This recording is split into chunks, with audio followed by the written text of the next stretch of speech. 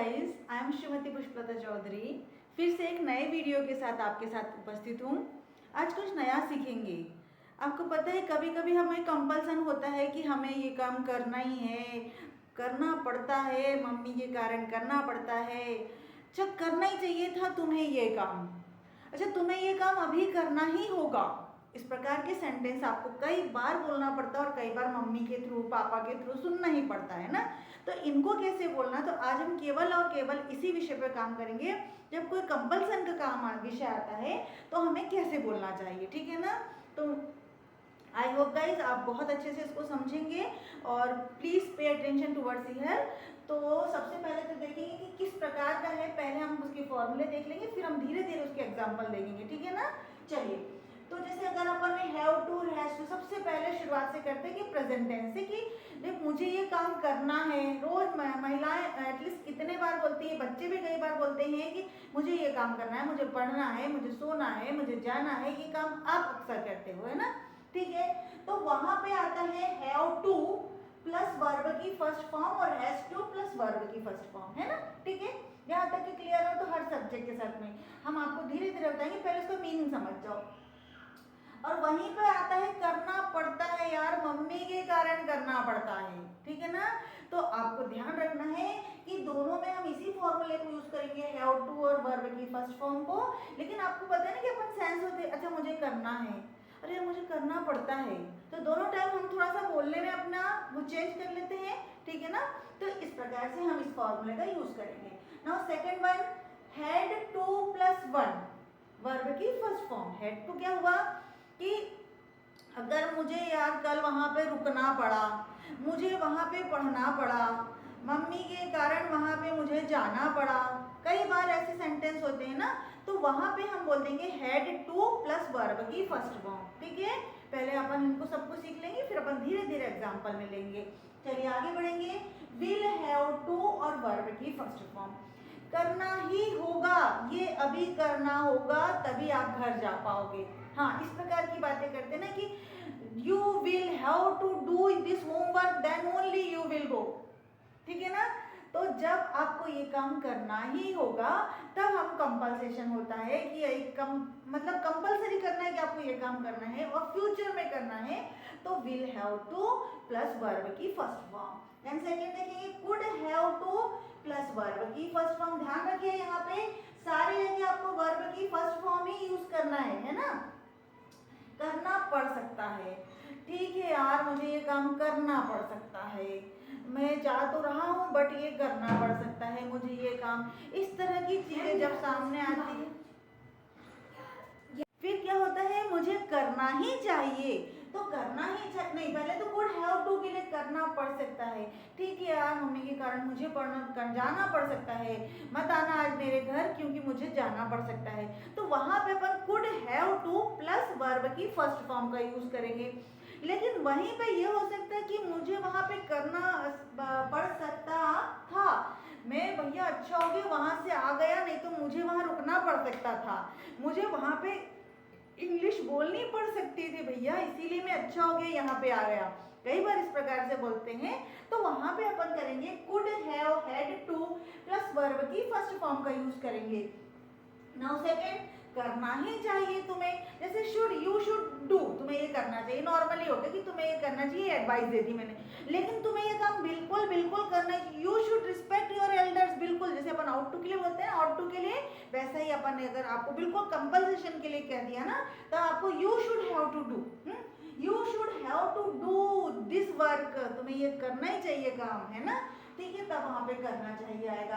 अब वहीं पे ये होगी करना चाहिए था यार, क्यों आ गए आप लोग यहाँ पर, आपको वहां पे रुकना चाहिए था, वहां पे आपको इंग्लिश बोलनी चाहिए थी, वहां पे आपको वो लेसन रीड करना चाहिए था। तो वहां पे भी तो पास्ट टेंस में आ जाएगा। तो पास्ट में कैसे करना चाहिए था, तो उसका आ जाएगा should have had to plus verb की first form and then verb की फर्स्ट फॉर्म, करना ही चाहिए था। You should have had to read that lesson, ठीक है ना, आपको वो लेसन पढ़ना ही चाहिए था। तब आप क्या हो जाते हैं, इंप्रूव कर लेते। You should have had to learn English, आपको सीखना ही चाहिए था उस समय, तब आपको काम आ जाता अभी, है ना। इस प्रकार से सेंटेंस बनेगा। अब आते हैं अपन अपने एग्जाम्पल पे। तो एग्जाम्पल अपन सबसे पहले ये लेंगे हैव टू, बहुत इजी है ये। अब आपको समझ में आएगा मैम ऐसा कैसे बोलेंगे, कभी आपको करना पड़ता है और कभी करना पड़ता है, तो क्या बोलेंगे हम उसमें, ऐसी कंडीशन में हम बोलेंगे जब नॉर्मली हम बोलते हैं तो I have to do this work, I have to wash my cloth, I have to clean my kitchen, I have to serve my food, ऐसा बोलेंगे। लेकिन अगर आपको कंपल्सेशन हो कि ma'am due to ma'am I have to read, मुझे ma'am के कारण पढ़ना पड़ता है, ऐसे बोलोगे ना। Due to mama I have to read, मुझे पढ़ना पड़ता है मम्मा के कारण, ऐसी होगा ना आरो। तो ये वाली बात रहती है, ठीक है ना। तो इस प्रकार से अगर हमको देखा जाए तो हम सेंटेंस बनाएंगे। ध्यान देखेंगे इधर पे अपन कि I have to do this work, ठीक है।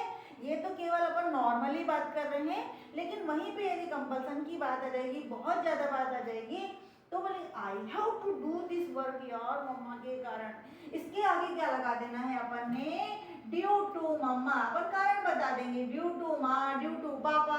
नॉर्मली यदि बोलना है तो मैं यही बोलूंगी कि I have to wash my cloth, I have to clean my room, I have to teach you, मुझे तुम्हें पढ़ाना है, ठीक है ना ये। लेकिन मुझे यार तुम्हारे कारण पढ़ाना पड़ता है, ठीक है ना, I have to teach due to you, तुम्हारे कारण। तो आपको यहाँ पे अपन थोड़ा सा रीजन दे देंगे तो समझ जाएगा कि मैं क्यों करना चाहती हूँ, क्यों करना चाहते हैं ना। You have to wash cloth, तुम्हें कपड़े धोना है।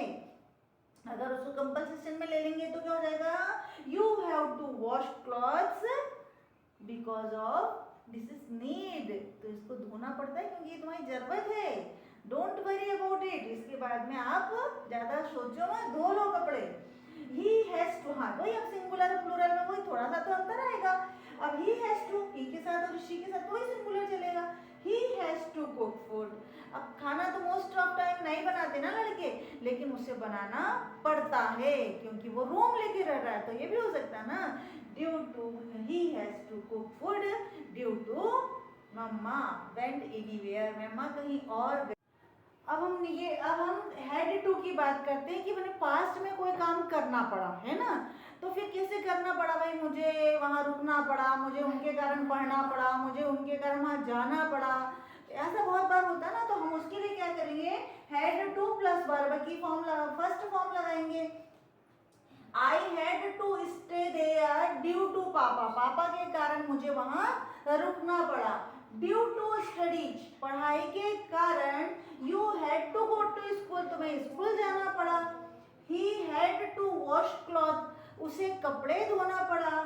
She had to cook food, उसे खाना बनाना पड़ा। They had to play cricket, उन्हें क्रिकेट खेलना पड़ा। कभी कभी होता है ना कि उन्हें तो कुछ और गेम पसंद है पर कोई दोस्त नहीं था तो क्रिकेट खेलना पड़ेगा।